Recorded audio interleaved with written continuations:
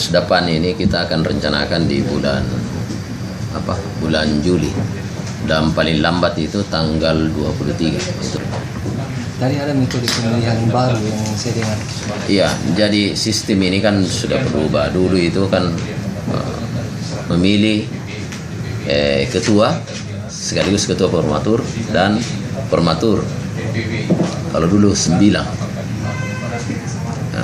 Yang baru ini bukan lagi memilih ketua, jadi dia akan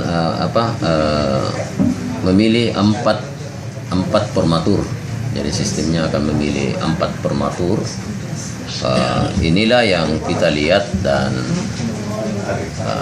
kalau satu tingkat di atasnya dalam hal ini karena musda itu berarti penanggung jawab ala wilayah.